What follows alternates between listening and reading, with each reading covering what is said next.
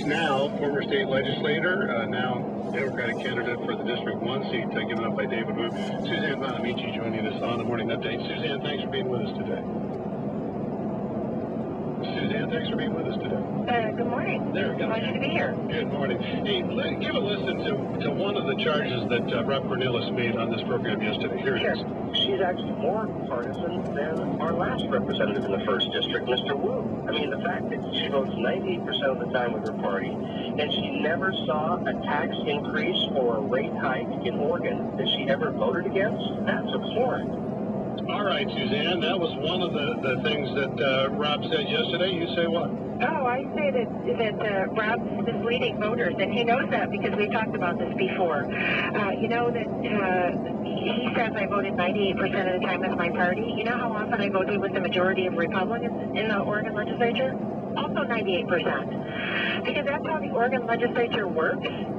We work together and we work things out, and a lot of the bills are unanimous, and most of them are bipartisan. So he says I voted 98% of the time with Democrats. I also voted 98% of the time with Republicans, and actually we need more of that in Congress. I would say.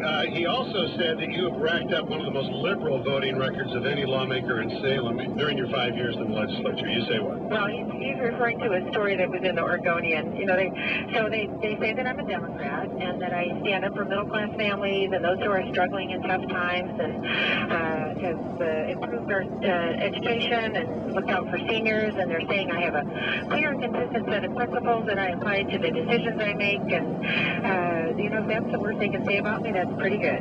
Suzanne, another thing that was in that Oregonian article was a quote from Bruce Starr, Republican from Hillsborough, saying that you are a Pearl District liberal, more liberal than the rest of the Washington County delegation.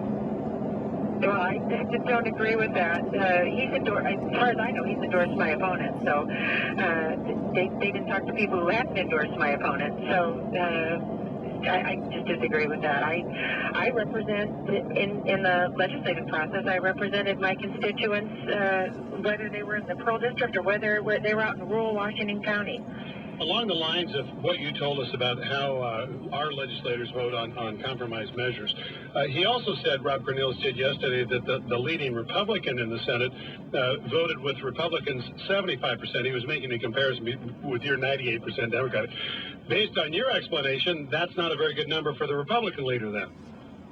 No, I don't think so, but his record is his record. I'm here to talk about my record. What do you think is the key issue in this race? Jobs in the economy, absolutely. That is number one. And what would you do to return jobs to Oregon as a freshman legislator in a brief term? Well, I'll tell you, it's all about priorities. If we end the Bush tax cuts on millionaires and the subsidies for big oil companies, that we're bringing the troops back home, there's a lot of money we have on the table to reduce our debt, put people back to work.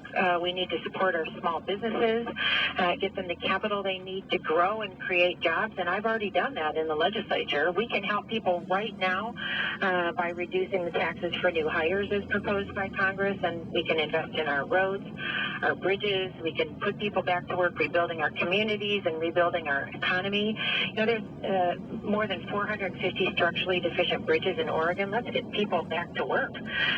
Suzanne Bonamici, she's a Democratic candidate for 1st District congressional seat here in Oregon, and we will talk again before the January election. Suzanne, thank you very much. It was a pleasure to be with you. Have a great day, and happy holidays to you all. Same to you. Thank you. KEX News Time, 8:14.